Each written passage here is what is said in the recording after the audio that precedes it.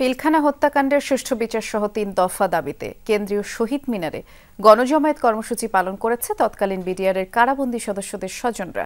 পরে তারা মিছিল নিয়ে প্রধান উপদেষ্টার বাসভবন অভিমুখে গেলে শাহবাগে পুলিশ আটকে দেয়। এ সময় তারা কারাবন্দী বিডিআর সদস্যদের নিঃশর্ত মুক্তির দাবি করেন। কাল রায় তাদের পক্ষে না আসলে কঠোর আন্দোলনের ডাক দেওয়া হয় জামায়াত থেকে। কনকনে ঠান্ডা উপেক্ষা করেই বুধবার সকাল থেকেই কেন্দ্রীয় শহীদ মিনারে সাবেক বিডিআর এবং তাদের পরিবারের সদস্যদের গণজমায়েত। ২০০৯ সালে ঘটে যাওয়া পিলখানা হত্যাকাণ্ডের সুষ্ঠু বিচার সহ ৩ দফা দাবি জানান তারা। তাদের সঙ্গে একাত্মতা পোষণ করে বৈষম্য বিরোধী ছাত্র আন্দোলন। যারা জেলে আছে দীর্ঘদিন ধরে, তারা অনেক কষ্টে আছে, নিরপরাধ বিডিআর সবার মুক্তি চাই এবং আমাদের সবারই চাকরি পুনর্বহাল চাই। আমি আমার পুনরায় সেই বিডিআরের সম্মান ফিরে পেতে চাই। যে বিডিআররা দেশের সীমান্ত রক্ষা করে দেশের সব চাকরি বাকরি করে তার সন্তান পরিবার পরিজনকে দেখবে, উল্টো পরিবার পরিজনদের তাদের দেখাশোনা করতে হয় কেন? সঠিক কারণ উদ্ঘাটন করে বিচার করতে হবে এবং মৃত বিডিআর সদস্যদের পরিবারকে ক্ষতিপূরণ সহ পুনর্বাসন করতে হবে।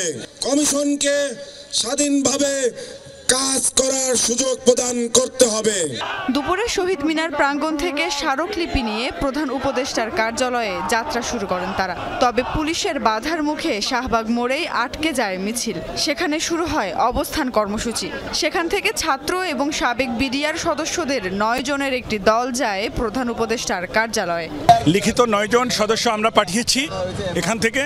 তারা তাদের ন্যায্য অধিকার প্রধান উপদেষ্টার মহোদয়ের কাছ থেকে বুঝে নিয়ে আসবে। উনি যদি ওখান থেকে যদি প্রধান উপদেষ্টা মহোদয় যদি আমাদের ন্যায্য অধিকার আমাদেরকে বুঝিয়ে দেয়, ইনশাল্লাহ আমরা রোড ছেড়ে দেব।